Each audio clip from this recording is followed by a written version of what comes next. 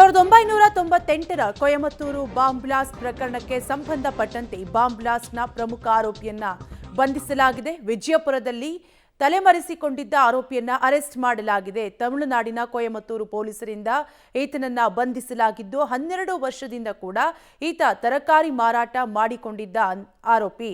ಹುಬ್ಬಳ್ಳಿ ಮೂಲದ ಮಹಿಳೆಯರೊಂದಿಗೆ ಮದುವೆಯಾಗಿದ್ದ ಸಿದ್ದಿಕಿ ಚಾಮರಾಜನಗರ ಜಿಲ್ಲೆಯ ಗುಂಡ್ಲುಪೇಟೆ ಮೂಲದವನಾಗಿದ್ದು ಒಟ್ಟಾರೆಯಾಗಿ 1998ರ ಕೊಯಮತ್ತೂರು ಬಾಂಬ್ ಬ್ಲಾಸ್ಟ್ ಪ್ರಕರಣಕ್ಕೆ ಸಂಬಂಧಪಟ್ಟಂತೆ ಬಾಂಬ್ ಬ್ಲಾಸ್ಟ್ನ ಪ್ರಮುಖ ಆರೋಪಿಯನ್ನ ಪೊಲೀಸರು ಬಂಧಿಸಿದ್ದಾರೆ. ವಿಜಯಪುರದಲ್ಲಿ ಈತ ತಲೆಮರೆಸಿಕೊಂಡಿರ್ತಾನೆ. ವಿಜಯಪುರದಲ್ಲಿ ಅರೆಸ್ಟ್ ಮಾಡಿದ್ದು ತಮಿಳುನಾಡಿನ ಕೊಯಮತ್ತೂರು ಪೊಲೀಸರಿಂದ ಈತನನ್ನ ಬಂಧಿಸಲಾಗಿದೆ.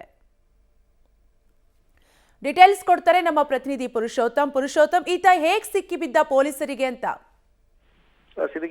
ಸಿದ್ದಿಕಿ ರಾಜ್ ಅಂತ ಏನೇ ಉಗ್ರ ಇದೆ, ಇವನ್ನ ಮುಂಚೆಯಿಂದ ಕೂಡ ಕಳೆದ 27 ವರ್ಷಗಳಿಂದ ಇವನ್ನ ಹುಡುಕ್ತಾ ಇದ್ರು ಅನ್ನೋದು ಕೂಡ ಮಾಹಿತಿ ಇದೆ.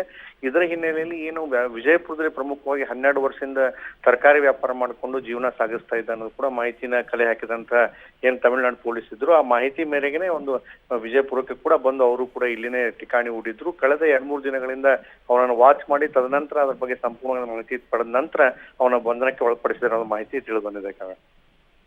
Okay, thank you ಡೀಟೇಲ್ಸ್ಗಾಗಿ.